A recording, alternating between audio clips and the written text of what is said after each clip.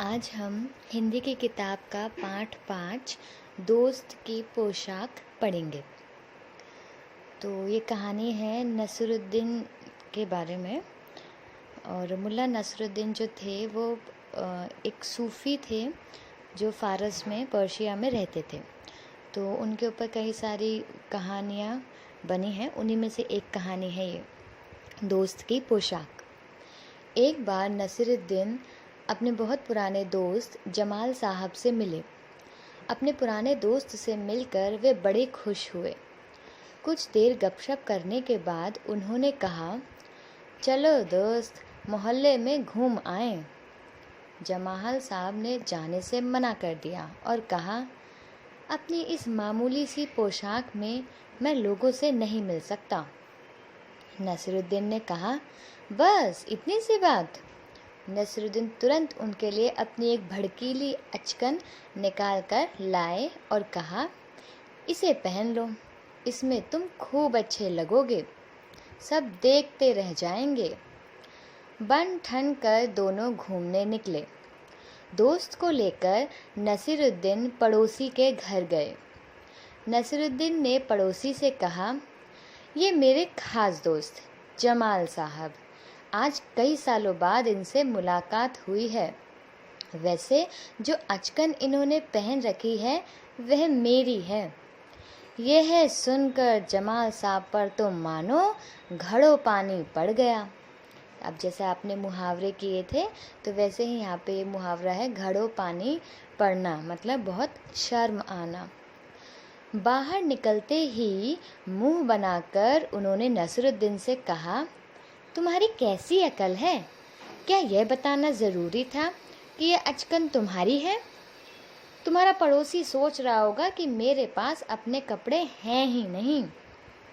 तो मुल्ला नसरुद्दीन जी ने क्या गलती की थी कि उन्होंने बता दिया अपनी अचकन के बारे में। तो जमाल साहब को वो बुरा लगा कि लोग या उनके पड़ोसी ये सोच रहे होंगे कि इसके पास अपने कपड़े भी नहीं हैं और ये नसरुद्दीन जी से मांग के कपड़े पहन रहा है। तो इसलिए उसको बहुत शर्म आई। चलिए आगे देखते हैं फिर इस परेशानी का उन्होंने क्या हल निकाला। ये देखिए कहानी का चित्र। इसमें दो लोग बात कर रहे हैं आपस में। तो आप देख के बता सकते हैं कि इनमें से कौन जमाल साहब हैं और कौन नसरुद्दीन है? जी हाँ, जो नारंगी रंग की पोशाक पहनी है वो तो हैं जमाल साहब, और जिन्होंने नीले और हरे रंग की पोशाक पहनी है वो हैं नसरुद्दीन। तो आप देख रहे हैं जैसे कि जमाल साहब गुस्से में हैं और नसरुद्दीन को डांट रहे हैं कि तुमने ऐसे क्यों बोला कि ये अचकन तुम्हारी है। और नसरुद्दीन जी सोच रहे हैं कि मैंने ऐसा क्या गलत बोला जो कि जमाल साहब इतना बिखर रहे हैं। तो देखते हैं कि नसरुद्दीन जी ने क्या गलती की थी। नसीरुद्दीन ने माफ़ी मांगते हुए कहा, गलती हो गई, अब ऐसा नहीं कहूँगा। अब नसरुद्दीन उन्हें हुसैन साहब से मिलवाने ले गए। हुसैन साहब ने गर्मजोशी से उनका स्वागत सत्कार किया। जब जमाल साहब के बारे में पूछा तो नसरुद्दीन ने कहा, जमाल साहब मेरे पुराने दोस्त हैं और इन्होंने जो अचकन पहनी है वे इनकी अपनी ही है। जमाल साहब फिर नाराज़ हो गए। बाहर आकर बोले, झूठ बोलने को किसने कहा था तुमसे? क्यों? नसरुद्दीन ने कहा, तुमने जैसा चाहा मैंने वैसा ही तो कहा। पोशाक की बात कहे बिना काम नहीं चलता क्या? उसके बारे में ना कहना ही अच्छा है, जमाल साहब ने समझाया। जमाल साहब को लेकर नसीरुद्दीन आगे बढ़े। तभी एक अन्य पड़ोसी मिल गए। नसीरुद्दीन ने जमाल साहब का परिचय उनसे करवाया। मैं आपका परिचय अपने पुराने दोस्त से करवा दूं। यह है जमाल साहब, और इन्होंने जो अचकन पहनी है उसके बारे में मैं चुप ही रहूं तो अच्छा है।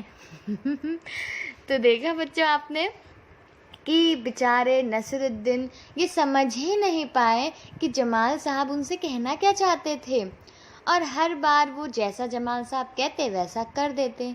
लेकिन वो ये नहीं समझ पाए कि उनकी जो पोशाक है उनके बारे में अगर वो ना कहें तो चलेगा। सबको बताने की ज़रूरत नहीं है कि ये पोशाक इनको मैंने दी है। इसी तरह जब हम किसी की हेल्प करते हैं, कोई मदद करते हैं किसी भी तरह से, चाहे अपनी कोई छोटी चीज़ दे, पैसा दे, कुछ भी, तो हम पूरे अपने सारे दोस्तों को नहीं बताते कि पता है ये ना मैंने दिया था इसको, इसने पैसे ना मैंने दिए थे। तो इस तरह से नहीं बताया जाता, क्योंकि जो काम हम करते हैं, किसी की दूसरे की मदद करते हैं, वह हम आराम से और बिना किसी को बताए वो मदद करते हैं। तो जमाल साहब ये चाहते थे, लेकिन नसीरुद्दीन जी समझ ही नहीं पा रहे थे, और वो बेचारे भोले, उन्होंने सबको बता दिया कि जो ये पोशाक है वो उनकी है। तो इसलिए जो जमाल साहब थे उन पर गुस्सा कर रहे थे, बिखर रहे थे।